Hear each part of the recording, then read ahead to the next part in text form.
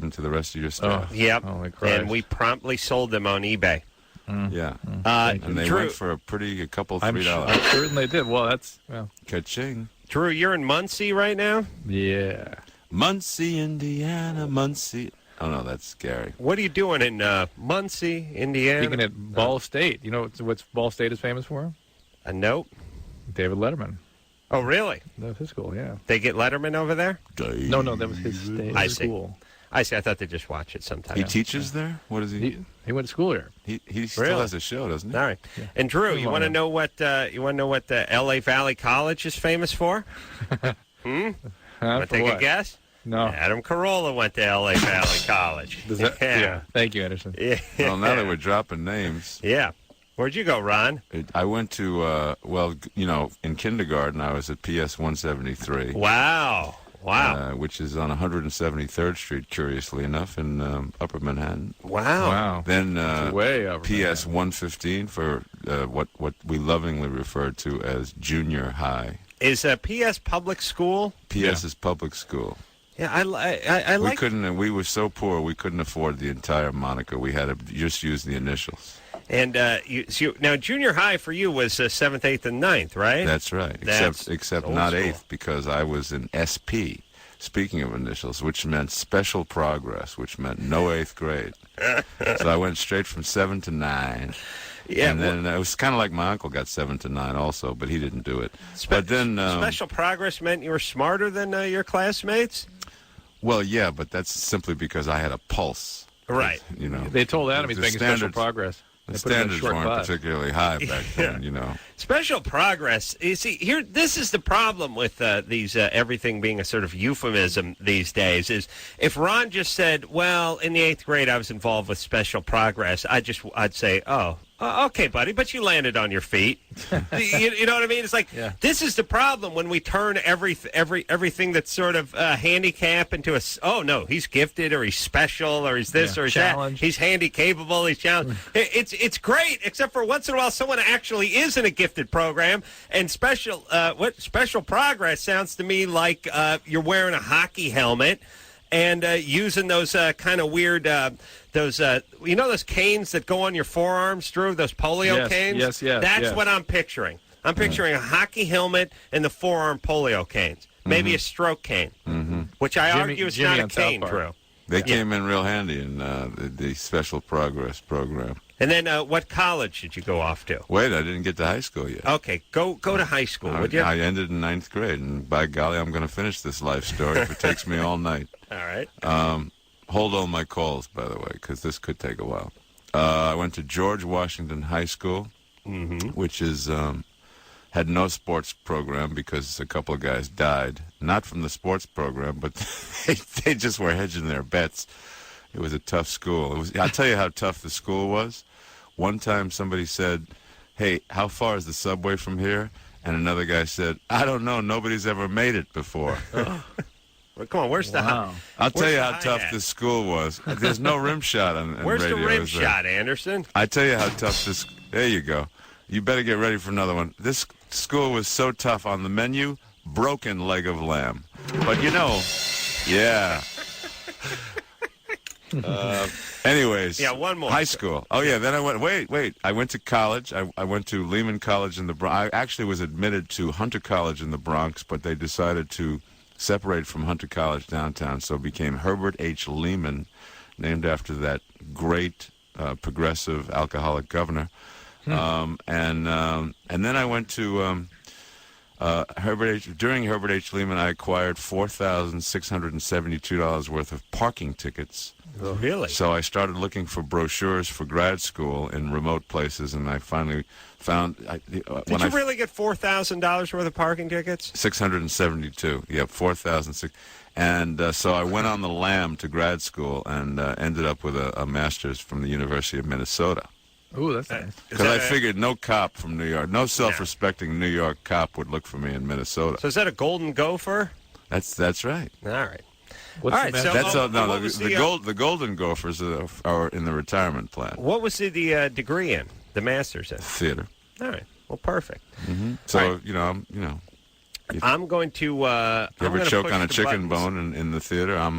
Well, no, I'm not a doctor. I'm just a master. Well, we got one. William? Yeah. I'm just going from the top and heading on down. Okay. You loved Hellboy? I did. Want to know if there's going to be a sequel? Yeah. Because usually, like, when movies come out and if they do really well, they'll talk to the actors and see if they, want to sign on for a second one or anything like that. Mm-hmm. Is that a standard part of a contract if you're doing an action movie or like a superhero movie where there will be a clause for a sequel? Yeah, the Hellboy movie, kind of had franchise written all over it because it was, you could clearly see that with any commercial success, we would have the continuing adventures of Hellboy. And so in my particular case, I signed a contract for a film with an option for 2 more. Right. And so I'm signed on, should the movie warrant a sequel, which I think it will. Thank you very much, Mr. and Mrs. America. I'm in. I mean, but I do this. I do this with incredible zeal and enthusiasm because it's far and away the coolest character I've ever played. Well, when do they decide? I mean, it was number 1 at the box office its opening week. It was number 2. Probably would have been number 1 had that been Easter and Passion of the Christ and all that business. Isn't this about the time they're going to decide to go ahead and make a number 2? Well, I beg your pardon? Make a big steaming number 2? I've made a couple of numbers 2s on screen, but no, this... Thanks, Drew. That was an uncomfortable laugh more than it was an actual... It's like, let's fill that space. What was the question? When are you going to do the number 2? When did they decide? The Monday after the opening weekend, we got word that the studio had ordered a script for Hellboy 2.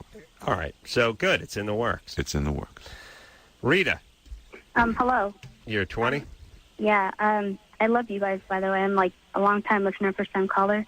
Thanks. And, I am, like, a 20-year-old virgin who's never had a boyfriend, and I'm, like, obsessed with this guy I used to work with. And, I don't know, I'm just obsessed, and I've, like, attempted to stalk him unsuccessfully. Okay. Yeah. So, you've never been able to... What? I'm curious about the attempted stalking part. How's that work? I sort of know his first name and his last name because I used to work with him, and like I went on Google and like found his phone number and address, and I've been pranking his house a couple of times, and I drove up to his house, and a couple of days ago I found out that was the wrong person, and so I was talking to the wrong person. Yeah. But this is stuff that Adam, you did when you were 14, right? Yeah.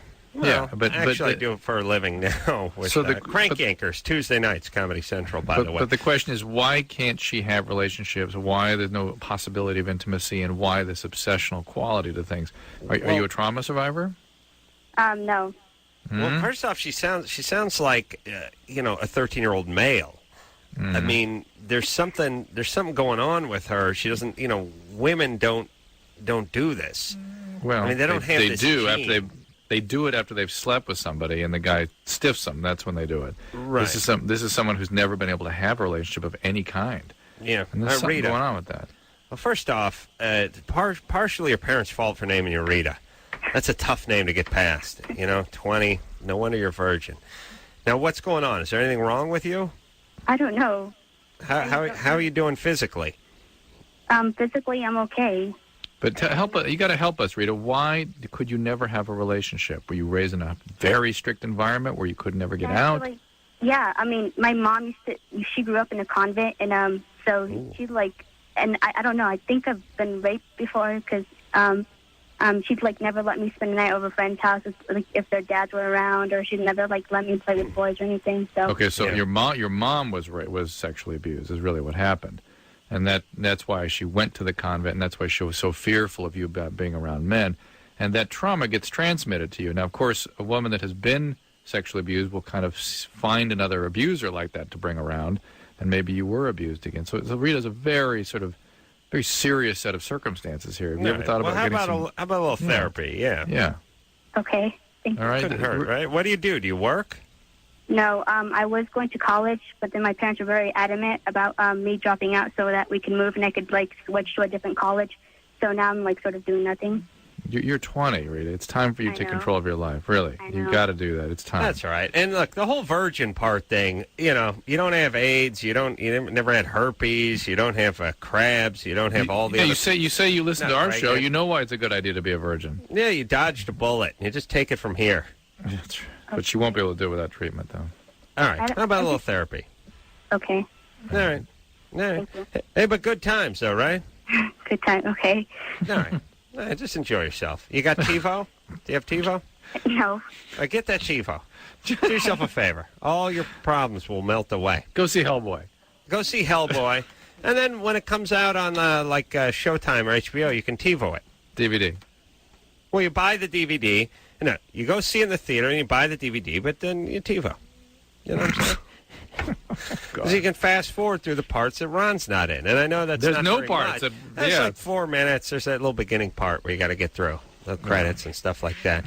You know, here's what I do with the TiVo. I spend so much time fast forwarding and then going past what I wanted to stop and then going back and then trying to fast forward again and not timing it right that it would have been faster just to leave it alone. Yes. I would actually get to it. But there's some satisfaction in blasting past the point you wanted to get to and then stopping and going back too far. It's always good. And it's nice with the old lady, too, because it makes for great arguments. I like, women, they got that TiVo. They act like you can't stop it. You know, like you're watching Sopranos. You're trying to get through the beginning. You know, HBO's running all their Deadwood promos and stuff. And you're like, okay. And you start getting into the thing. They scream, stop, stop. Like you're not watching it. Like you can't go back. Like you're not going to be able to do it. The women really actually, you know what I mean? Yeah. I don't think guys don't do that. Guys understand, well, he's going to hit stop at just a second. He'll hit the pause and he'll go back. They don't scream at the person who's holding the TiVo. Right. Yes, Drew? Yes, Adam. Yes, Ron? You lost me on that last turn. I will repeat it. Okay. No. He's with you. He's with you. All right, he's with me. All right. Brad? Yeah. You're hard during... How old is Brad? Yeah, Brad is 19. All right. Girlfriend pressed too hard during a hand job? Pretty much. Now your penis hurts? Not my penis, my nut, basically. Uh-huh. Adam, we should read these before we take them. Yeah, all right. I'm just going in order, buddy. I understand. That's not a good plan. All right. All right, so Brad, like any other body part, it can be traumatized. You actually need surgery sometimes. Well, I don't know. She grabbed your nuts? She was giving me a hand job, basically.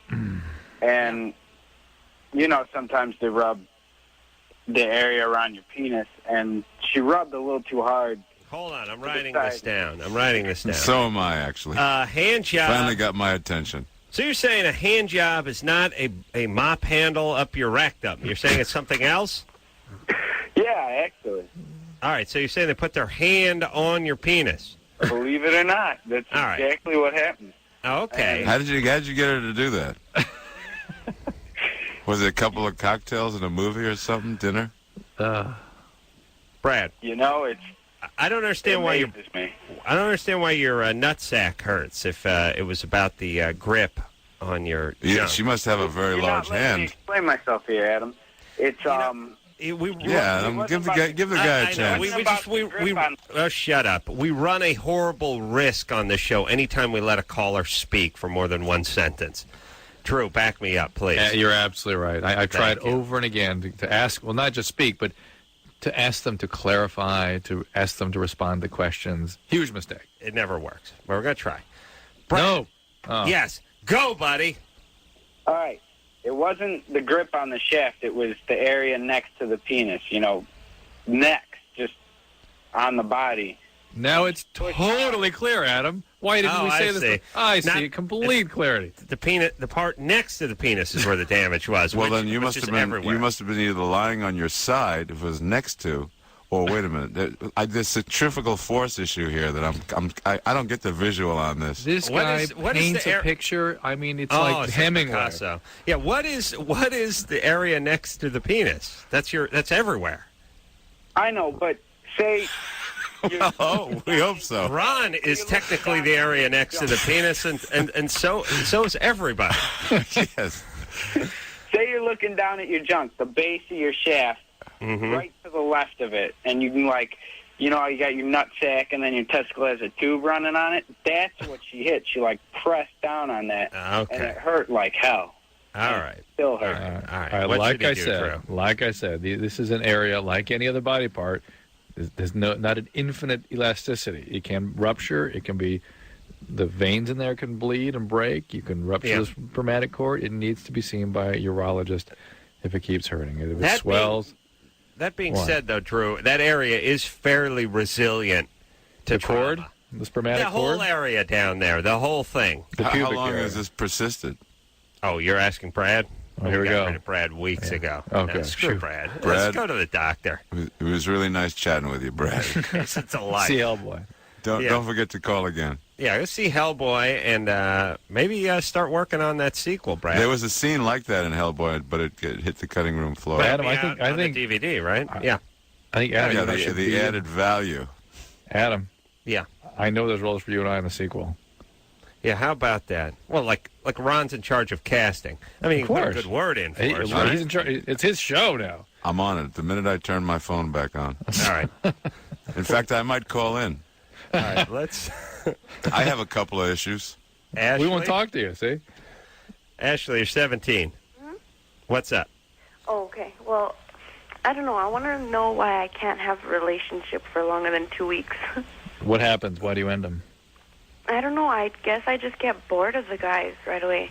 Well, You know what, Ashley? Ashley, I'll tell you something. At 17, I actually think that is somewhat protective. In other words, you're starting to get involved with, get a boyfriend at 17, maybe you're not really ready for that. And sometimes I think when people push away, particularly people around your age, the possibility of a relationship, it's not so much a difficulty with intimacy as kind of protection against getting too involved too early. 17. Drew, do you mind if I weigh in on this? Please, go right ahead. Could have something to do with the fact that she's seeing 17-year-old boys. Yeah, that's right. That's right. Are you That's what I'm saying. I It's mean, protective. have you ever hung out with a 17-year-old boy for a while? You know, It's a yeah. disaster. it's like 2 weeks is a long time. Ash, what you really have to ask yourself is: was your family stable? Do you feel okay about yourself? And if everything is sort of stable in your life, you will have intimacy when the time is right. It's just not right now. yeah. I don't know. I'm wondering if it has to do something with my past. Well, there we go. There we go. We're going to go with yes, but go ahead. Yeah, that's yes. Good night. Thanks for calling. Ashley, can I ask you a question? Yeah. Are you always the one that initiates the ending of these things? Yeah. No. She gets Tell us- bored. I have no help for you, Ashley. Tell Well, us what about happened? the past. Yeah. What happened? Well, I don't know. Like, when I was younger, I always grew up in church. We are a Christian family. And when I was younger, I always grew up in church. And my best friend was the pastor's daughter. And I always used to go to her house, and, she would say, oh, let's play boyfriend and girlfriend. Uh-oh. She would, start to kiss me and film me, and I was just like, I don't want to play this.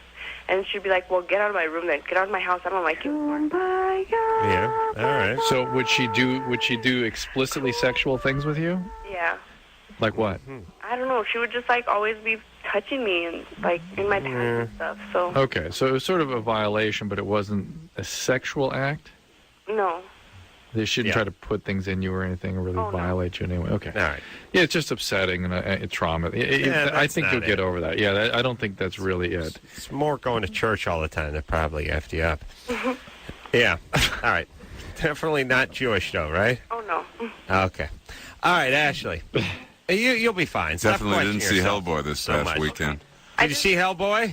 No, I haven't. Okay, go see Hellboy. Every good Catholic should go see Hellboy. Isn't there a rule you can only call in tonight if you've seen Hellboy? That, Ooh, that's a great rule. We've actually had that rule in place for several years, which has really hurt the show. I felt I tried to talk Drew out of it. No offense. No I way. said, "Let's I wait wouldn't hear till it any other way. No Let's way. wait till the movie comes out." He said no. And it's been about 45 months, I think, since we've had the Hellboy only. Since you had the last policy. phone call. Yeah, But I we're think, praying this movie a will way to sort of enhance viewing, though, would be to change our policy as of tonight and make it for people who have not but are absolutely going to see it. Yes, You see? like Tony over here, who's 22. Tony? Yeah, I'm here. All right, hold on a Well, second. where were you? buddy. Oh, boy. Are you hell bent on seeing Hellboy? I don't know. I've seen the advertisements for it. It seems pretty cool, but I don't really know if I'm going to be able to see it because I don't have the funds for it. Oh, I see. Well, Where do you live? I live in a board and care. I see. Oh, you have a mental disorder? Yeah.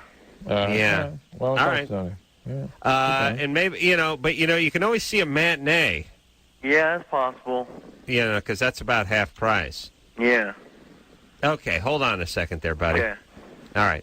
What do you have, by the way, that puts you in the board and care? Oh, paranoid schizophrenia. Yeah. Okay, that's all right. We'll straighten that out. All right. Okay. All right, hang on, buddy. You'll cure that. That'll take just a moment. Yeah, I can do it over the phone. Yeah. Ron Perlman is here tonight. He's Hellboy, everybody, and from the looks of it, he's going to be Hell guy and Hell dad and Hell grandpa. I mean, this is going to keep going, right? Yeah, hell guy in a walker. Yeah, he's going to be fighting with fecal matter by the time they get to number 5. Till the last dog dies. Colostomy fights. All right, Drew, you stay over there. Drew's in Muncie, Indiana, doing. I'd ask him what he was doing, but I really don't care. Okay, fair enough. Thank you. We'll take a quick break. In Muncie, Indiana tonight, Ron Perlman, Hellboy, is in studio tonight. Thank you very much. Number 1 secular movie at the box office this week. Mm-hmm. Let's get back to the phones. Oh, we're going to speak to Tony. Tony's in board and care. Tony? Yeah, I'm here. All right. You're 22. You're paranoid? Yeah, I'm paranoid schizophrenic. All right. And how's the board and care treating you? It's treating me okay. The food here is kind of lousy. I don't really like it that much, and I just tend to wander off and do my own little things and get myself into trouble by getting involved with the older women and getting into fights and doing drugs and all that goes on with. All right. Whoa. Hold on there, Tony. You can't use that language in there. But it sounds like everything's going great. It sounds like made some inroads there, some progress. Making friends, influencing people. Yeah, Tony, you hate to, I don't want to pile on the mentally disabled, but Tony seems like he could be doing better. Well, the question is he taking his medication? That's really the question here. Yeah, I'm here. Tony, listen. What? All right, I'm going to hang up on you, okay? Why? Because well, your Tony, attitude, wait. you're aggressive. Well, Tony can't listen. Tony's got an illness. He can't help that aggressiveness. Are you taking your medication? Yes, I take my medication. What do you want? I'm on Depakote. I'm on Klonopin, Trazodone, and Seroquel. You're not on any antipsychotic medicines, though. I guess not. You're Seroquel, I guess, a little bit. Yeah, I'm on Seroquel. All right, knows more than you do, Drew. Tony, you can't use profanity on the air, all right? Okay, I'm sorry. All right. Takes a big man to admit when he's wrong, Tony. All right, so you're on the medications, you're living in the board and care, and you're getting into trouble. Why are you getting into trouble? I don't know, because I just sort of spaz out whenever I smoke crack cocaine. I just sort of started going off and start thinking strange things. And all right, that's a really hard combination: schizophrenia plus drug addiction. Yeah, plus crack. That is a tough combo. Are you addicted to crack cocaine, Tony? Yes, I am. Tony, why don't you get in the program? Go to some CA meetings, get a sponsor. I go to a program called New Beginnings. It's on Tuesdays, Thursdays, and Saturdays, and they don't really do much for me over there, and it just kind of bugs me. I try going to NA meetings in my area, and I try going to one of the NA meetings, and it wasn't there. Then the address is skipped, and so on and so forth, and I couldn't find no help that way. But I'm not. See, I used to do a lot of screwing around with my medication. Hey, Tony. What? See what you're going to sound like if you screw around with that medication. Hey, I don't understand. If you're in a board and care environment, how is it that you go find the crack cocaine? Because it's just up the street, and it's just easy to get, you know. Oh, okay. All right. It's kind of expensive, isn't it? Yeah. Where do you get the money for it? Oh, my friend has a credit card, so he just lets me use his credit card and he just runs up a bill. He smokes too, so it's just like he's just like whatever with it. So I don't really care as long as I get high. That's all that matters to me. All right. How do you buy crack with a credit card? Huh? Yeah. Well, you can't. Yeah, I'm sure they do something with the credit card other than give it to the dealer because they don't take American Express. ATM, he said. Okay, so Tony, let's listen to Dr. Drew and find you a place so you can get sober. Yeah. Here is the deal. This is a very serious situation. This is one of the most difficult circumstances to manage. You need to make sure you're on your medication. You need to talk to psychiatrists again. Maybe the things they can adjust to make you feel less agitated when you go to these meetings. But the reality is you need to go somewhere where you can be connected to a 12-step process. And you may need to go away, if you possibly can, to a comprehensive chemical dependency program for quite a while. If you cannot tolerate going to 12-step, if you can't get the sponsor, if you can't start the work, this isn't going to stop. So, and I'm looking at my crystal ball, and I don't see good things ahead. So, Tony, please take care of yourself. All right? All right. Listen to Drew, Tony. Take care. And look, if you're on, that cocktail of medication already, the crack, I'm no doctor, but the crack really can't be helping. So please, for our sake, give it up. All right, let's see. Oh, Germany or Florida? Adam, yes, you're just mouthing platitude. You know what I mean? Sure. Yeah. Like he can stop doing crack. He can't stop. He's got to. Yeah. Just say no. You just got to say no. No, you got to go somewhere and get work. You pick yourself up by the bootstraps. You dust yourself off. And you say Dr. no. Phil. It Okay, takes a Phil. village. Yeah. It's a village. It takes a village. It Can't takes a judge. village. Takes a village to say no. We can't judge within every. Look, I'm like Whitney Houston's mom. There's a spirit within all of us. We have to speak to that spirit. You know what I'm saying? You go to church. That's all right. Okay. All right. Good times. Justin. Yeah. Hi. You're 13. Yeah. All right, let's play Germany or Florida and really get this show moving now. Things are sick and twisted from This too is a much theme fun and song, Nazis. Sex, meth, and death fetishes. Both of them have got these. Guaranteed not to bore ya. Germany or Florida. First of all, Adam, you're Yes. tight. I watch the show or listen to it all the time. I saw Hellboy. That was tight. I like that movie. I would get it on DVD. All right. Thank you. Suspecting that a drug dealer had sold her counterfeit crack cocaine, a woman complained to police. Good news. An investigating officer determined the 2 cocaine rocks were real. Bad news. The woman was arrested. She paid $50 for the drugs, she explained. But when she tasted them, she thought they were baking soda. All right. This happened in either Germany or Florida? Yeah. All right. This is one of the... What's wrong with tonight, by the way, Drew? I know. Is there something wrong with tonight? Or all the Handball. colors horrible? Yeah. It's like playing handball against the Drapes tonight. Yes. Even the Germany or Florida is weak. Yeah. Justin, I'm going Florida. Ron, Germany or Florida? Germany. Germany. Contrarian. Drew, who you going with? Florida. Florida. 2 Floridas and a Germany. Justin. Yeah? Germany or Florida? Florida. Yeah. All right. Buddy. Wrong again. All right, listen. Here's what I feel like doing. I would like to I'd like to build a time machine and go back to the beginning of the show. But short of that, I would like to shake this computer like an Etch-a-Sketch and just erase everybody. Phone screeners, thank you. Here we go. Let's start it up again. Let's get it going now. I blame myself. I blame Drew. I blame Ron. I blame my parents. I blame everybody. Hey, everybody, it's Loveline. I'm Adam's Dr. Ron Perlman on the show tonight. Hellboy, I'll tell you what. Got a question for him right here, right at the top. Let's start it off by talking to Theo. Theo, 26. You got a question for Hellboy? Yes, I do. In fact, I saw Hellboy. It rocked. I actually, as Drew did, I saw it twice. Yeah. Really enjoyed it. Great performance. You really nailed the character, Ron. My question is more for City of Lost Children, though. The French movie you did.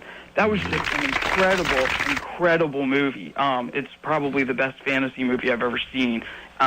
Completely just amazed by that movie. And I was wondering how big of a budget like that movie had, and how like working with the kids and everything was. And how, I mean, they pulled off an incredible performance. You were amazing. The whole thing is just incredible, and I just wanted to hear like some backstory on that. And then I also have a question for Adam and Drew after I hear. Yeah. Well, the movie was made totally by French money, and it was the equivalent to something like 20 or 21 million American dollars, which by French film standards, is huge. Sure. It's kind of like what a $120 million American movie would be like. These filmmakers had come off a movie called Delicatessen, which won awards all over the globe in film festivals everywhere. And this was a picture that they had been sort of hoping to make for many, many years. In fact, they wrote it earlier than Delicatessen. So this was kind of a love child, and because there was sort of a halo around their careers at that moment in time, they got these amazing resources to work with and funding, and it was one of the most tripped out experiences I've ever had making a movie. It just. Did you do it in France? Did it? Yeah, just outside of Paris. Lived in Paris for 6 months. Jean-Pierre Jeunet and Marc Caro at the time were working as partners, as co-directors. Two different sides of the same coin. Very intense, very serious, and whacked out imaginations. And it was kind of like a state of grace. The 6 months I worked on that. It was. I appreciate all of your kind words on it. Is it out on DVD now? Yeah, it's been out on DVD. It did not do well commercially here or in France, for that matter. It was kind of a bust. But the people who love that movie really like. Is it Troy? Theo. Theo. Yes. Like yourself, really, really love it. And I thought it was the most incredible thing. It still stands. It's just one of the most amazing movies I've ever seen ever. It rocks. Wow. All right. Well, go out and get it. Well, I already own the DVD. I already have it. Is it subtitled? Yes, it is. Makes it much easier as I know no French. I spoke French in it. You did? Yeah. Oh, Drew, speak French to Ron. Ron, do you speak French, or no, you just... I just phonetically? Phonetically. Wow. Didn't say much in them. It's a kind of a movie where I'm on screen almost the entire film, and they put all my dialogue on a half-typed page. Wow. I spoke very rarely. It was kind of like a gentle giant kind of character. That's very like nonverbal. Drew with this radio show. He sits here for 2 hours. He doesn't say a goddamn word. Kind of like all of us tonight. Powerful. Yeah, that's you, Drew. Powerful. Or maybe it's that you don't know you're here. But a hell of a Bernaise sauce. Wow. Wow. So, it's interesting. Well, it wasn't that much dialogue. And it's interesting that I guess you just put a script down and you memorize it. You can do it just like you're doing any other script. Well, I sing in Italian and languages I don't understand all the time. I'd love to hear that. Let's hear it, Drew. No, Anderson can play it. All right. Do you not understand it? Yeah, it's many times. When I sing in German, I have no idea what I'm saying. Right. Maybe it's just like kill the Jews and you're offending people. No? Alright,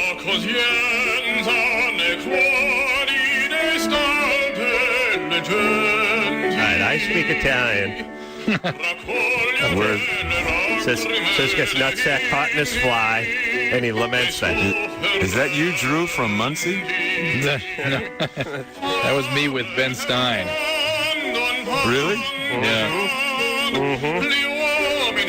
Yeah. Now you can hear the amateur coming through. Well, still, it's pretty impressive. Were girls throwing their underwear on stage that night when you were doing that? And they were in it.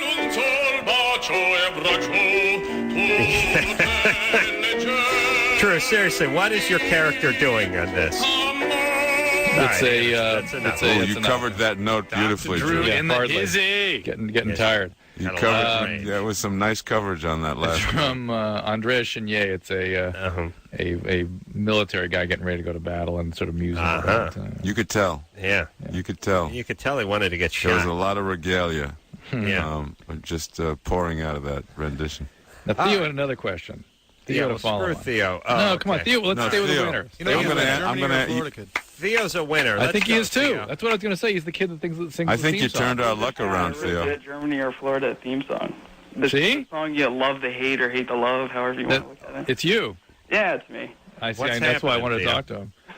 All right, so my second question, I know it's a long shot, but I've been listening to you guys for years. You're like my cool, long-lost uncles or something, and I admire you a bunch. And, Adam, you've helped me with all my writing and with the development of my whole comedy voice and everything. Oh, sure, I heard it in your theme song. Well, recently... sick and twisted from too much sun and Nazis, sex with and death fetishes. Both of them have got these. I've molded a Guaranteed not to genius. bore ya, Germany or Florida. All right, so. No, so recently I acquired a free round-trip air ticket. All right, And you want to come out and see us? I want to be a guest for just those 2 hours. I promise not to bother you in your normal life. I want to be a guest on the show once. It would make my year. He can come on and sing the Germany or Florida song. You can come on and you can watch the show. You can get me a coffee if you promise not to shoot a snot rocket into it. I'll bring all the wine and smoked almonds I have to. And you can sing the Germany or Florida theme song live. All right, it would be worth the trip. All right. No. All right, we'll put you on hold. All right. All right. That doesn't necessarily mean anything. Usually when we put people on hold, they just get hung up on 5 minutes later. Brian hangs up on them. But, yes. Uh-oh. He's gone already. No. I swear to God. Oh, all right, hear me. Hey, listen, if anyone can hear, anyone within the sound of my voice, take care of Theo. We'll bring him out here. He can sing the song live and give me a warm-up on my coffee. All right, Ron Perlman is here tonight from Hellboy. We'll take a quick break. Drew's in Muncie, Indiana. I feel like we got the show kick-started now. Yeah, we're better. Theo brought us around. We had a little trouble. We had a little hitch in our giddy-up out of the gate, but what we did is we found our stride. Mm-hmm. All right. Yeah. We'll be right back after this.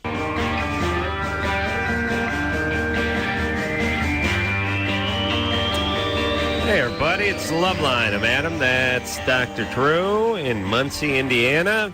Ron Perlman is here tonight. Hey. He is Hellboy. How long was it in makeup? It was a 4-hour transition. 4 hours.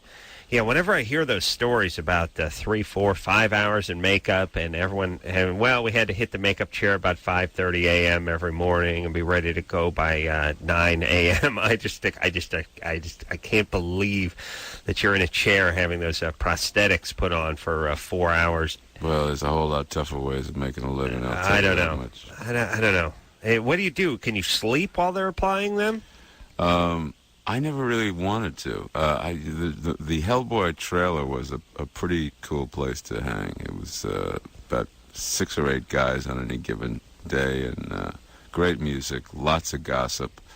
It was lively. It was a party-like atmosphere. And you were just sitting there, though, having all this stuff applied for 4 hours, right? A couple of cocktails every once in a while, you know. Sure. Because you want to be loose when you're Hellboy. Sure. Yeah. And, it was just big fun. Where'd you shoot it? We were in Prague, in Czech Republic. Really? Mm-hmm. Why? For 7 months. I think financial is the primary reason you go to Eastern Europe to make movies. You save a ton on... They estimated we saved $10 million on just the sets, with the cost of building the sets. The sets are... Well, Drew, you've seen the film. Oh, so they're elaborate. I'll speak to you here. Yeah.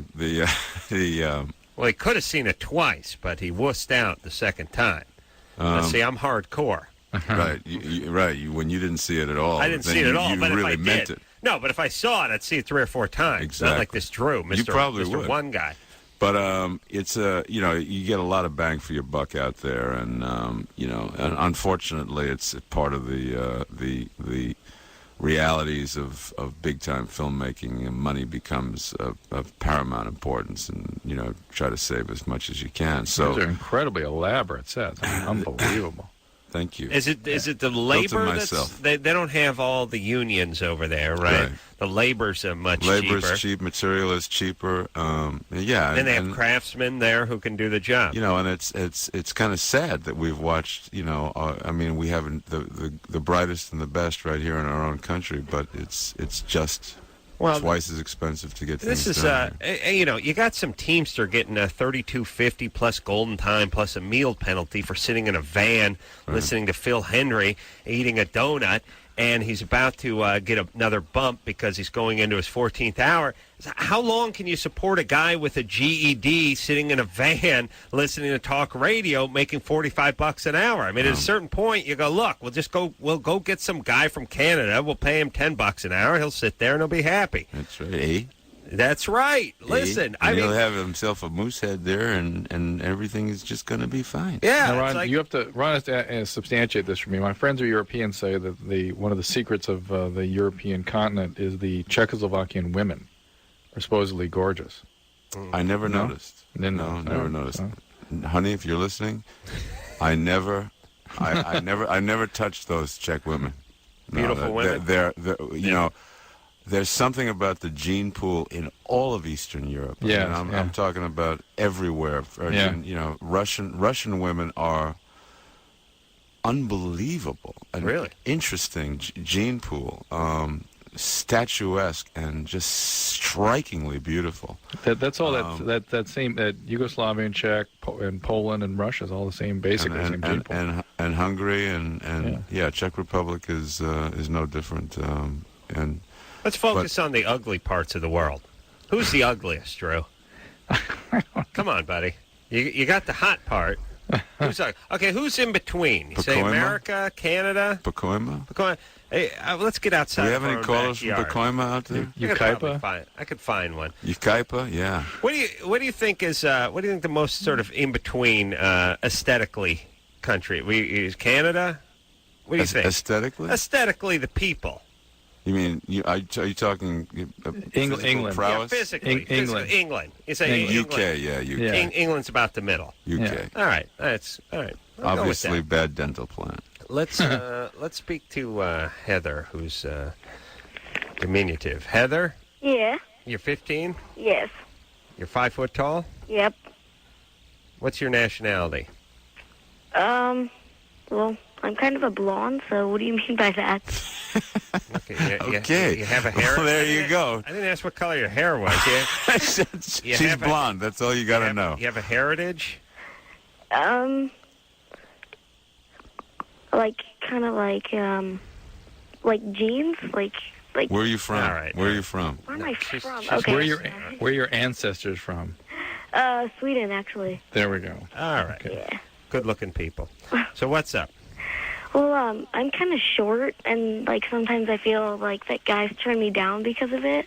Mm-hmm. Like, yeah. Yeah. I don't know. I never been a big issue for guys, in at least the guys I knew. They like a 6 foot leggy blonde, but a cute short chick will do almost any time. Yes, I agree. I mean, it's not that, Heather. Don't worry about that. Yeah, but I mean, let's just straighten this out. I think guys work in terms of, are they attractive, are they cute, are they whatever, or aren't they? It's not like, well, her hair's too short, or she's too short, or her butt's too big, or she's too busty, or whatever it is. It's just, you're either attractive or you're not. Yeah. To that guy. To that guy, which is basically all guys when they're teenagers. Mm-hmm. So, you're short, but that's all, right? Well, yeah, but... All right. Yeah. Okay, baby. Thank you. Uh-huh. Okay. What's your nationality? Well, I'm kind of a blonde. All right. There you go, everybody. She wasn't probably, I'm guessing, not in that accelerated program that Special Progress. Special Progress. Yeah. Boy, have we really kicked the crap out of the word special over the past 20 years in this country. Mm-hmm. You're screwed if you're special now.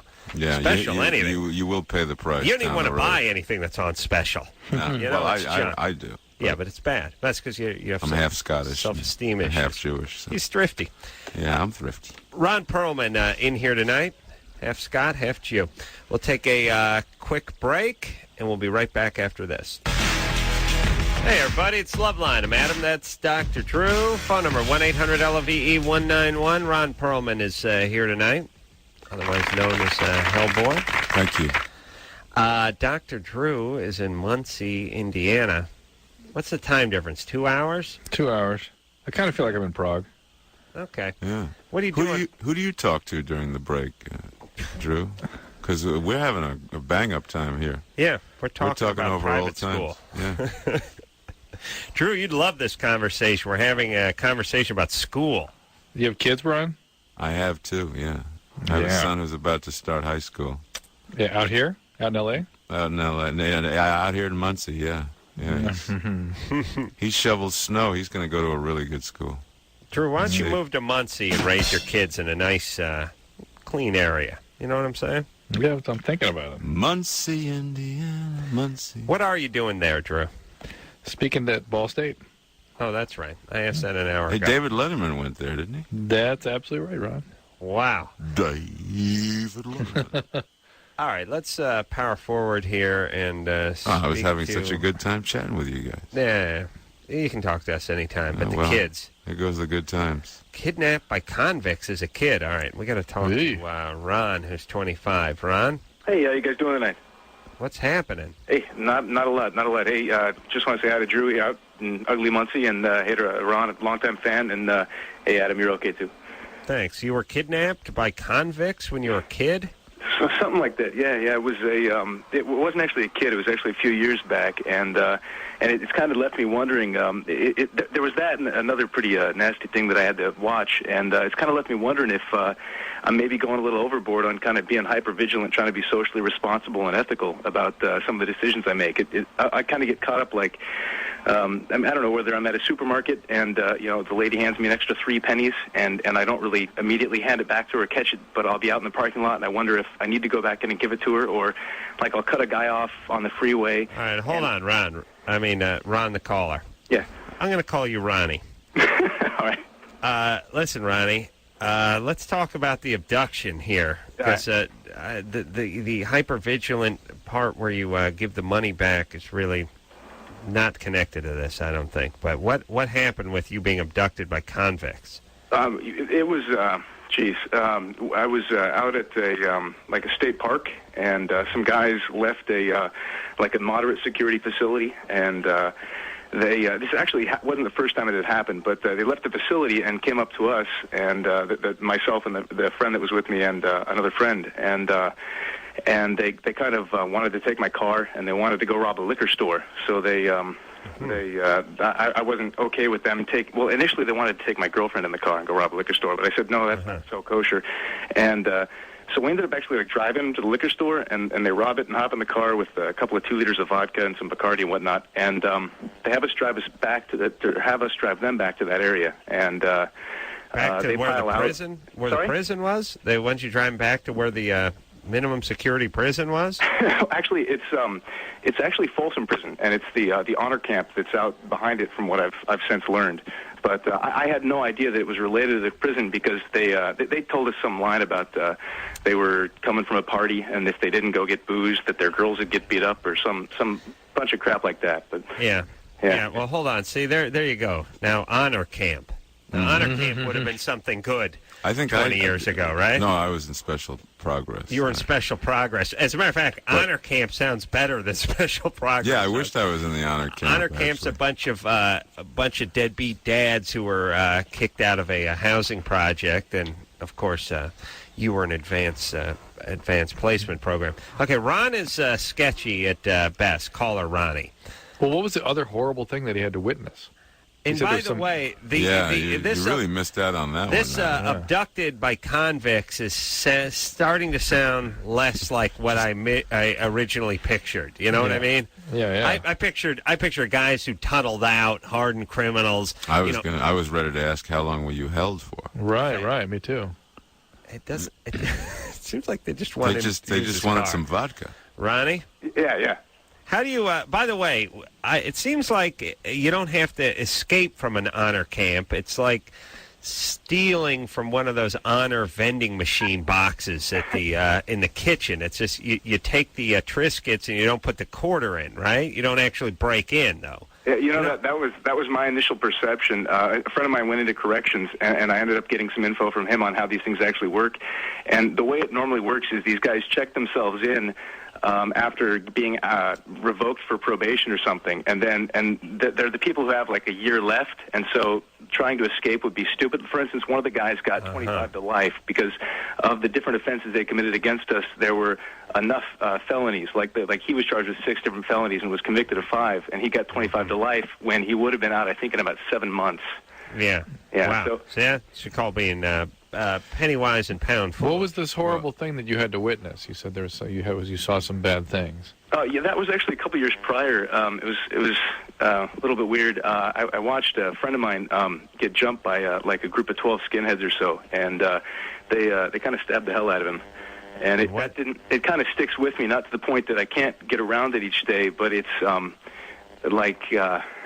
I don't know, like it wasn't like, you know, the fight, you know, I've seen people fight. That's not such a hardcore thing, but it was, you know, he's laying on the ground. They all take off. They're like locusts, you know, they swarm in and attack, and then they disappear. And so I bend over, I take out my sweater, and I'm pushing it against him, and he's kind of opening up, and that it's kind of stuck with me. And did he die? You know, he did okay. I think he lost a whole bunch of intestine and maybe half of a lung, but he's doing pretty well for himself now. But wow. All right. But yeah, well, all bad things to see. But still, these things happen when you're an adult. Yeah. And usually when this kind of stuff happens when you're adult, your brain is already sort of the cement in your brain is already dried. You can't life can't pick up a stick and put its initials in it as easily. You can get a post-traumatic stress reaction, yes, but it doesn't affect your character structure. Well, right. And I think actually that's kind of what I wanted to comment on, Drew. If you could give me some input on it, the PTSD angle, I'm not as concerned about that being there. I mean, I'm kind of willing to just agree that it's there. But like you say, you know, if your character and your personality are not, you know, vapid and defunct at an early age, you're going to be okay, maybe hopefully later. Yeah. But I think it's sort of pushing me to tend to be just really excessively moralist, excessively ethical, and hypervigilant in that area. And it's getting to where it's. I mean. All right, I'm getting rid of him. He's giving me a headache. I think he's going off the wrong direction with this whole thing. Yeah. You being excessively ethical. Well, the hypervigilance is PTSD, but the fact that the vigilance is around virtue, you could have a worse vigilance. You know what I'm saying? Yeah. Why is he complaining? It's like saying I'm damned because I have to jog 5 miles every day and do 100 push-ups and eat right. Yeah. I have a cursed life. Okay, Ron has issues. I can tell that by his cadence and his tone, and Ron should get some therapy, and Ron should stop trying to worry about what incident caused his situation and focus more on solving his situation. And Adam should stop talking about Ron and get on to the next caller. Thank you. An asshole. Well, are you saying I need therapy? No. That's Ron E. You know, the screen says kidnapped by convicts as a kid. Yeah. You know what I mean? Yeah.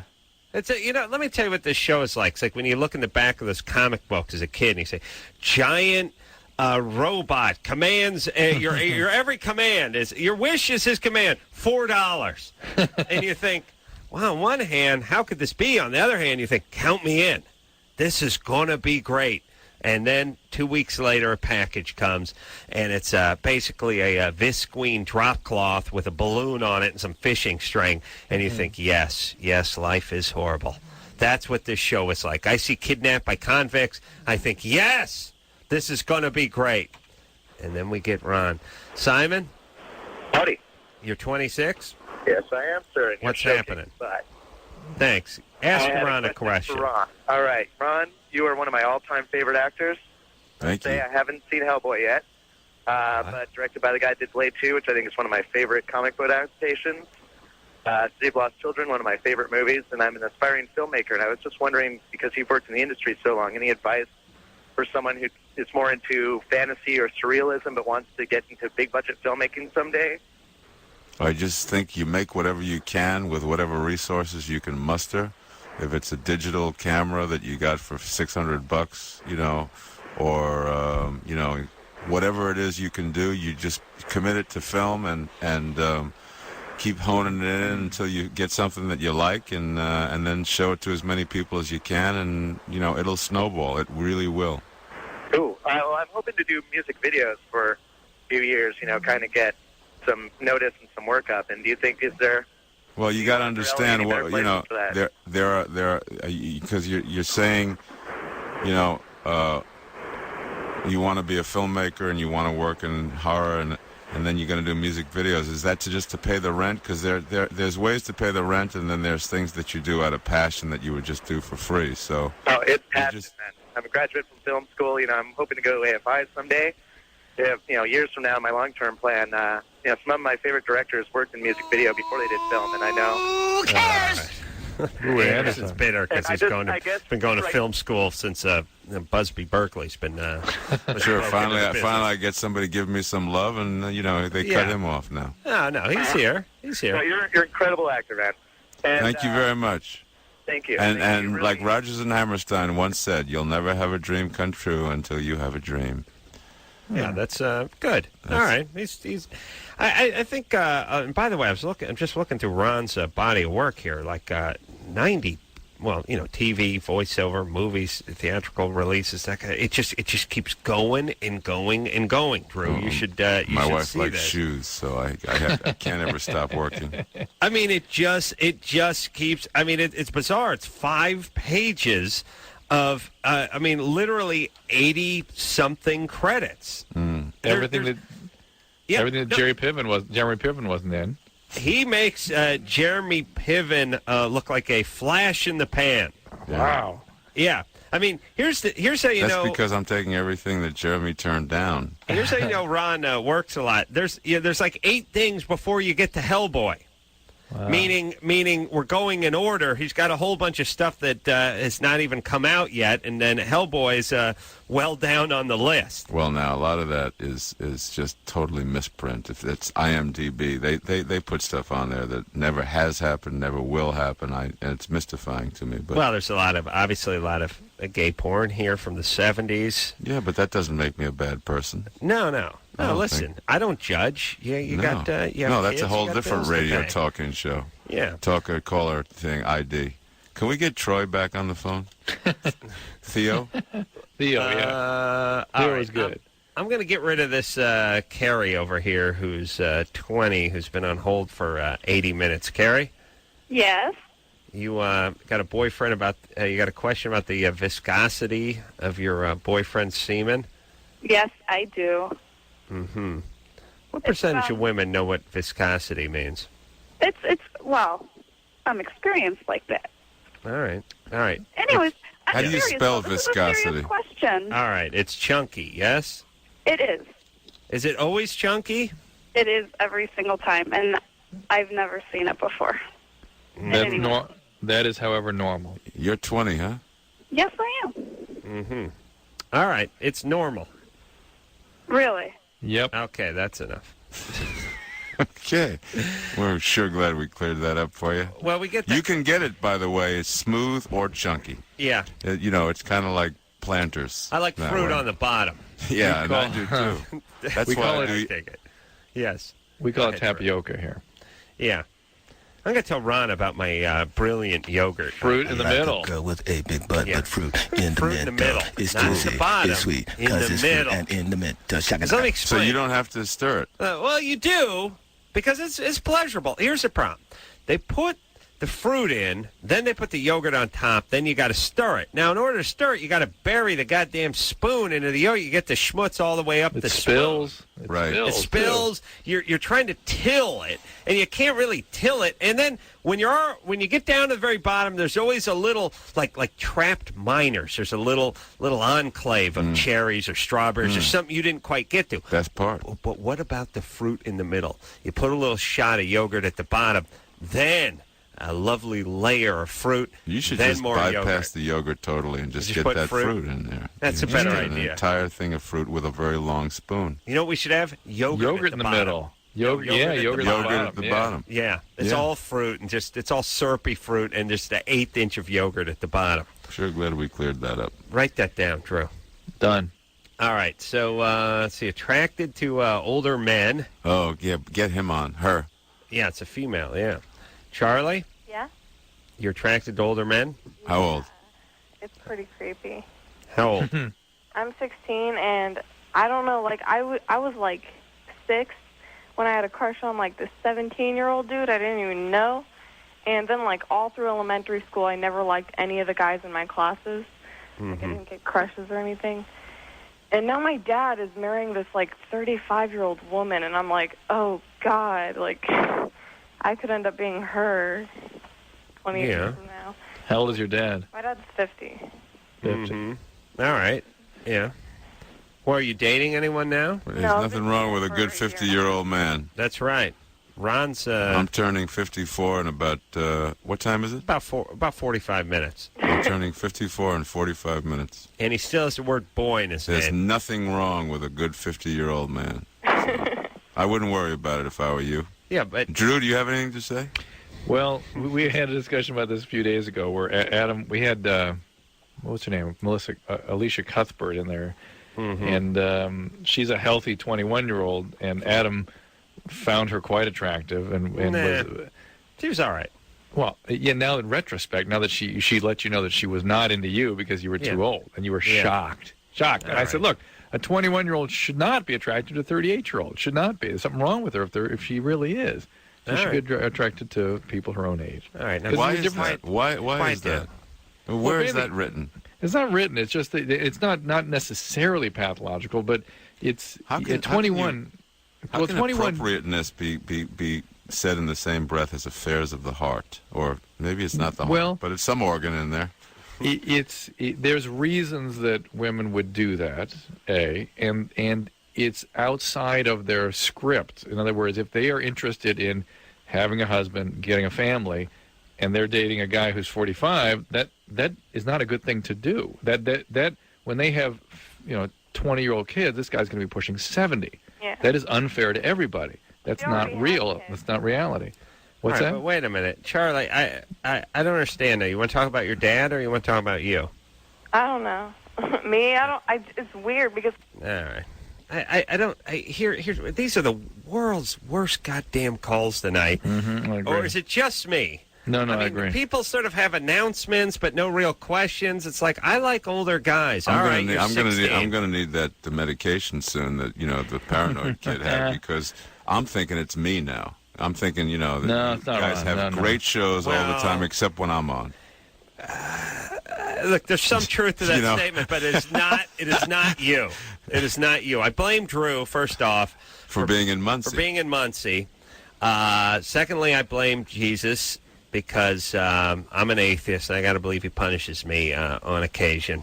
And thirdly, I blame the people that call this program, and then some blame, of course, to Engineer Chris, who I feel is giving me the stink eye tonight and putting a jinx on me. Yes. Oh, well, of course you'd say no. That's what you would say. All right. So here's the... All right. Oh, wait. One more time over here. This is Charlie. Yeah. Go out with guys your own age. Okay, but I have one question. All right. Let's have the question. What? What's your question? Both my grandpas died when I was really, really young, and I was very close to both of them. Could that have something to do with it? It's not a great thing for you. There's not a 16-year-old girl in the United States that isn't attracted to a 22-year-old guy. It's not 22-year-olds. It's like teachers that I think are like really intellectual, and then it's like a thought, and I'm like, oh my God. No, but you don't act on it, right? Yeah. No. Okay. No, it's fine. That's fine. Charlie, you're fine. Listen, everyone. Here's the thing: be freaked out by the things you do, not the things you think about. Everybody has those ideas. Oh my God, Adam! What if you were freaked out by the things you thought about? I'd have to kill myself. But you got to admit, older guys are certainly more interesting than younger guys. I mean, there's a whole... Yeah, what we lack in speed, we make up for in guile, And especially, Charlie over here sounded like she had some intellectual capacity, so of course she's going to be attracted to older guys.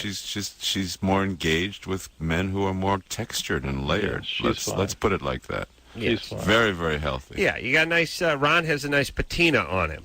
That's right. All. There you go. All right, let's talk to... It's because I use fluoride. Megan from Santa Cruz, who's 18. Megan?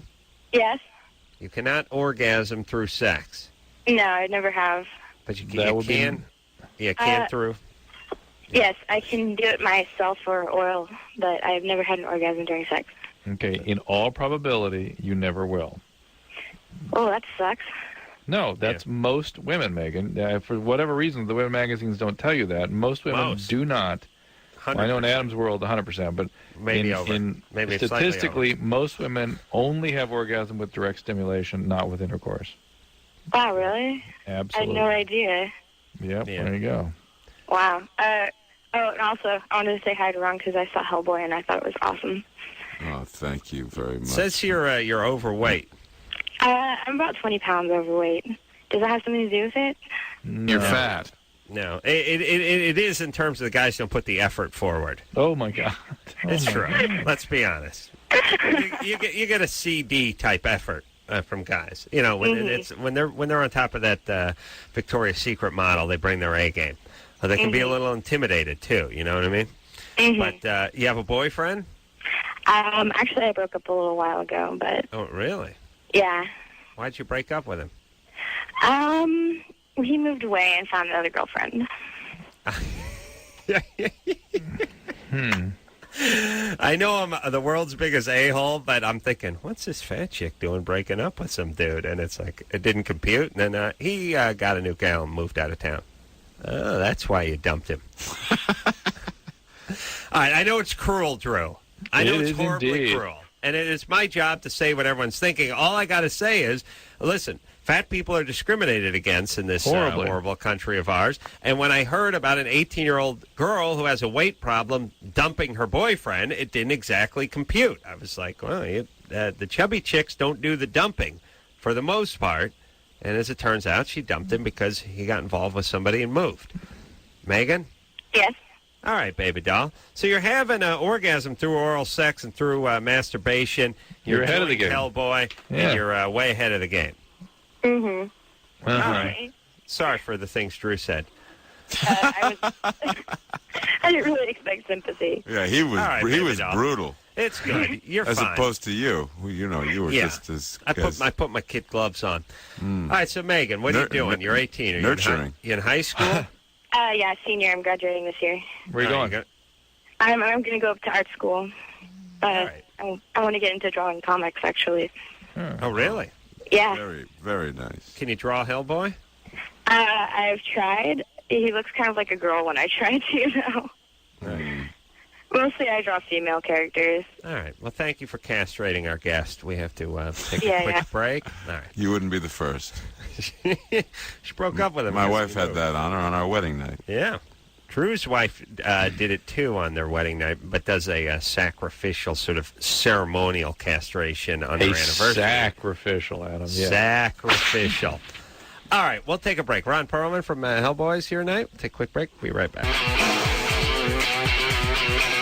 Hey, everybody. It's Loveline. I'm Adam. That's Dr. Drew. Ron Perlman is here tonight. He is Hellboy. Thank you. Number one at the box office week before last. Then Jesus gave it a bump, but they'll be back next week. That's one of those Easter things. And, the Passion of the Christ, like $360 million or something the thing has made. I've not seen it. I don't normally see, subtitled movies, especially, if they don't have nudity. So, to me, and it's religious, so it's, it's a bust all the way around. But also it seems too violent, too graphic. I don't mind a little Hellboy violence, it's fantasy. I don't like the actual Well, there's stuff. no human blood in Hellboy. Really? No human blood. He fights monsters. He's a monster who fights other monsters, so it's all sort of green goo and slime and stuff. And, yeah. No human blood. Nobody hanging on a cross. No, nothing disturbing at all. Let's, I got some good calls lined The guy up with here the swords in his hands, though, cuts people up pretty. You don't see it. You don't see it. I forgot about him. All right. It's very violent. don't take your kids. Melissa? Yes. You're 23? Mm-hmm. What's your question? Well, I'm having problems in my relationship. I'm having big-time trust issues. Mm-hmm. And I don't know how to fix it. I don't know how to make me trust my boyfriend better. How old is she? She's 23. He's 23, too. Has he ever done anything to lead you to believe he shouldn't be trusted? No, and that's the problem. I've had, I was married before and had, major trust issues with him. He did cheat on me, and he cheated on me all the time. Now, why would you pick a cheater? I was really young when I got married. No. What about your dad? Where is he? Did he cheat on your mom? Yeah, there's a whole bunch of crap in my past that I'm sure leads up to this. Yeah, well, if your dad was a cheater, can't you see the pattern there? Yeah, I just, this guy I'm with right now, he's a really good guy. Yeah, but here's why we're pushing on that, Melissa. You pick a cheater. Now you insist on this guy being a cheater, even though he's not. You're going to make him into one. Yeah, and if he's not going to be one, you're going to sabotage the relationship because you won't hear of it if he was not a cheater. Yeah. I mean, I try and say, go ahead, go out, hang out with your friends, do whatever you want because you need to be a guy and hang out with your guy friends. But then I sit at home and dwell on it all night, and I make myself angry, Yeah. You're an absolute saboteur. You're going to sabotage this thing. This guy's actually good, wouldn't cheat, and is available. You won't have any of it. Yeah, you won't tolerate it because you can't handle the intimacy. Right. All right, so first things first, don't have any kids. Oh. I already had one from the first. All right. Well, okay, so that's one screwed up kid, but don't have any more, would you, please? Can you don't worry. Yeah, no, just give it some time because, look, here's the thing, everybody. You should, it's like, look, having a kid is like, sparring 5 rounds or something. You have to be in a certain amount of shape to do it. Otherwise, someone's going to get hurt, Mm-hmm. And so many people aren't in good enough shape even just to get up out of their chair, basically. They're 19, they're 20, they got abused when they were kids. They're still, going over the skeletons of their past. And by the way, have zero insight in terms of working it out. Just zero. Amazing. Just zero. And in terms of this society puts no emphasis on that at all. The fact that, someone like Melissa, if she just do a little bit poking around in the right direction, could probably find some answers to a lot of her questions, but has no idea what direction to head. And our society really provides no roadmap for the Melissas of the world is sad. It's bizarre to me how we live in the society comprised of 280 million people, and there just seems to be almost a taboo involved with any substantial work done in this field. Like if the president, if the president is seen, if the president says, "Look, I'm not particularly religious, but I've been in therapy for a number of years," and feel like he'd be drummed out of office. He would be considered weak. Instead, we got retards who are pretending to be religious. Or either we have guys like Clinton who just say they're religious so they can get their BJs and get people to leave them alone. Or we get people like Bush and Reagan who really are religious, but in a sort of scary, stupid kind of way, more than praying for the casualties over there in Iraq. I don't know who's scarier. The guy who, says he's religious and is really just BSing the United States, or the guy who actually believes it and is sort of stupid. I hope I'm not offending you, Ron, because of whatever religion. You took care of that a long time ago. You may be. I've been offended since we went on the air, actually. It's just sad that I'm here to protect. I don't know if you've seen the billboards. I'd like a therapist, but I'd like a president or a congressman or someone that goes, yeah, I do a little therapy. I got my problems. That's what I do. That's my religion. I go and pay a Jewish guy to lie down on a sofa. That's not the American way. I know. I like the idea that we would think he was weak or that he was somehow screwed up, or that he would be stigmatized because I don't know if there's ever been an American president who's gone to a therapist, but if they did, they sure as hell wouldn't admit it. They'd rather just be seen leaving church on Sunday with their beard of a wife. Wow. That was heavy, Drew. Melissa? Feel better? I do. I needed a Xanax. I do. All right, so listen, Dr. Drew, can you prescribe things on the air? Can you do it over the phone? I'm in Indiana now, though, see. Yeah, but Drew, they have drugstores there. Here's what I'm saying. Can you just do it like when they do those mass weddings? You know what I mean? Like you just give us some Xanax over the phone. Just a big bag. Yeah. All right, Melissa. No more kids, and don't screw this one up. And how about let him be himself? No, listen. Just get some therapy. Stop worrying about this guy cheating. Realize you need him to cheat and that you won't stay with him if he doesn't cheat, and drop all that crap. Stop it. Have a relationship. Okay. All right. It's not funny. Hey, listen, stupid. Why don't you do something? Why don't you read a book or listen to some classical music or something? Okay, I'll do that. All right, come on. You got a kid now. You got to be better. Yeah, I know. It's hard to try and make it work with this, but, I've offered for us to go to therapy, or for me to go to therapy, to try and figure out how not to blame him for things he has not done. Yeah. But Melissa, right. you can't process what we're telling you, can you? That you need him to cheat. You want to make him cheat so you can sabotage this relationship.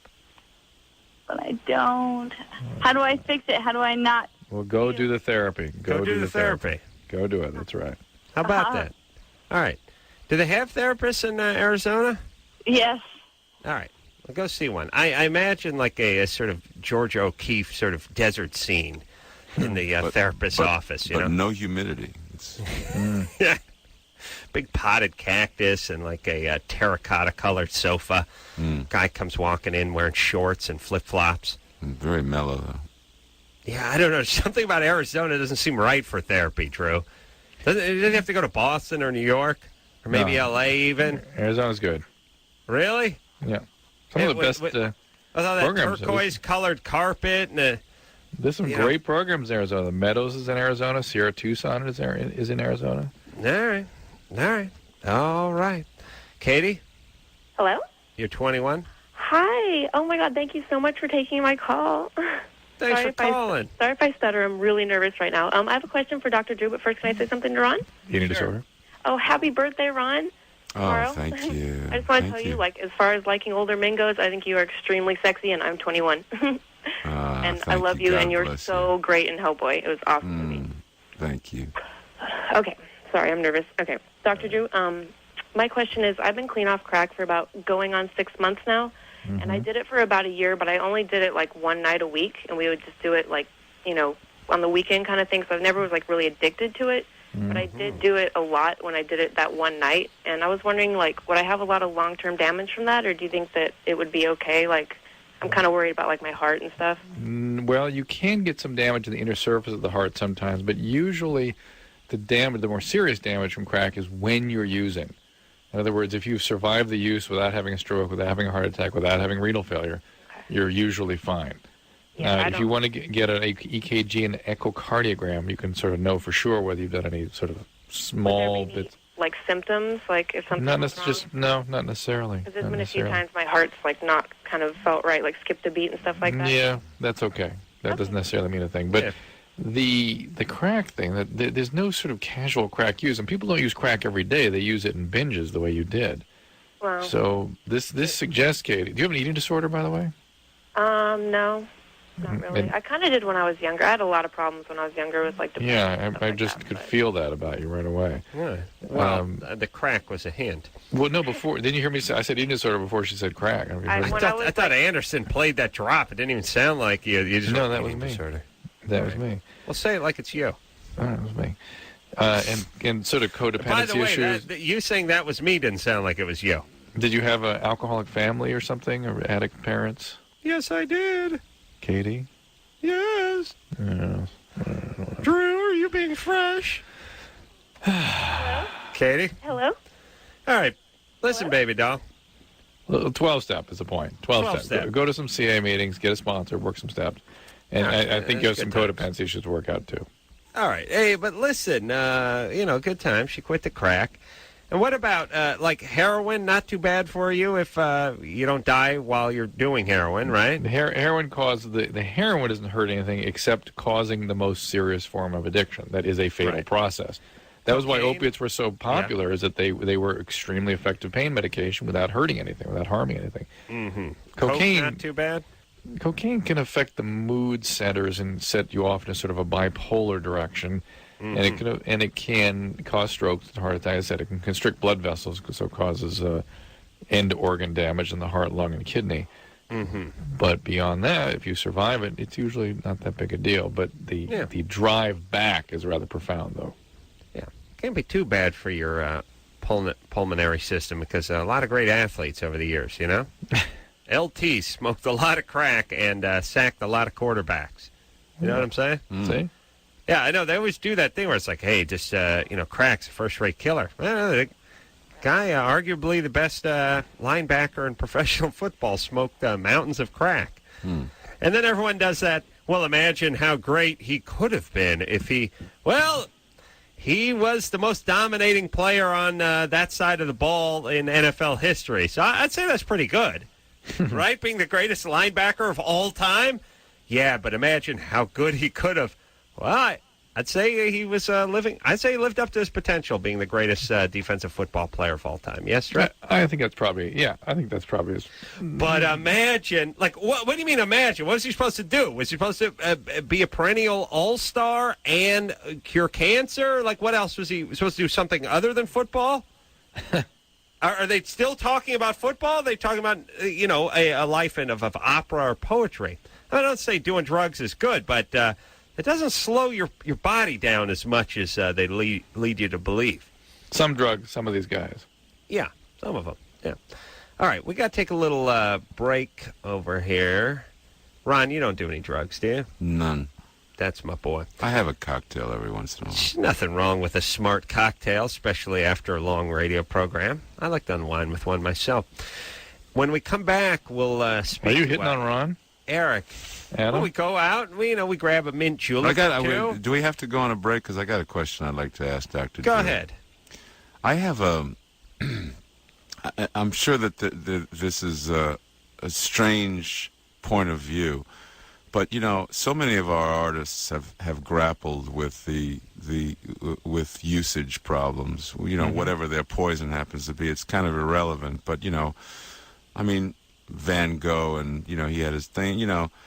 Most recently, the guy who's just been sort of dragged through the slime is this Robert Downey, and they keep trying to say, you got to clean up your act and stuff. Richard Pryor, when it seems as though when these guys stop abusing themselves, they totally lose their edge as artists. All right, well, hold on a second, Drew. Yeah. This is a good question to formulate an exciting and provocative answer.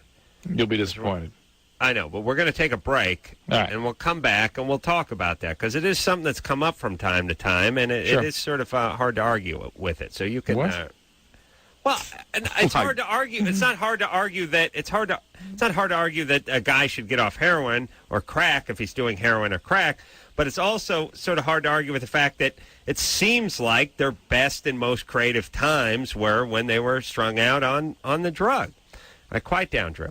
We'll take a quick break. We'll be right back in Muncie. So it's actually 2 a.m. and the year's 1978. Go ahead. I was strangely thinking about that as I was sitting in the hotel with the sort of plastic shower doors and formed showers, and thinking, my God, you're right. And the rest of the country still is in the 70s. Yeah, that's all right. And parts of Europe. Yeah. Well, let me answer Ron's question. Yes, and answer Ron's question, and let's just quickly restate Ron's question, which is, what about these artists such as Robert Downey Jr.? What about getting off drugs, and how does that affect them? While we're on the subject, Ron's question was, weren't they? What? I don't know what we're listening to, but I think it's got something to do with. What the hell was that? I have no idea what that has nothing to do with me. All right. What? We didn't hear it. Really scary, though. I heard it. What was it? I don't know, but just it was Hellboy. Go ahead. They finally showed a clip on radio. That the question is, were they somehow more creative or more productive when they were using? And Ron, the first thing you have to remember is that addiction is a progressive disease. Okay. And once it progresses to the point it needs treatment, it means it is in full bloom and they can't function any longer. They now are losing relationships and work, and they're having health problems. So to try to function while continuing to use, impossible, right? Mm-hmm. So there's one thing. Once they get to the point they need treatment, it's because they can't function anymore. It's not going to, and it will continue to get worse from there. That is in the biology of the condition. But Ron is saying the man has intervened and forced treatment. No, so the question is then becomes, were they more productive before they were in full bloom? And I have treated many addicts, actors and actresses, and even more musicians, and they all have this very pathological fear that somehow their careers will be at an end, they won't be able to be creative any longer. And of the many hundreds of these people I've treated, not one has that been borne out. Not one. They all feel much better afterwards. They feel that they're more productive, they get more done, they're better than they were. Well, what about the singing detective? What about it? People thought that was a great performance. Ron did not enjoy that movie. Oh, well, there you go. There was no Charlie Chaplin. That's all I'm saying. I think comics get unfunnier when they, I don't know. I think there's also a little, chicken and egg kind of thing here. Like, what came first?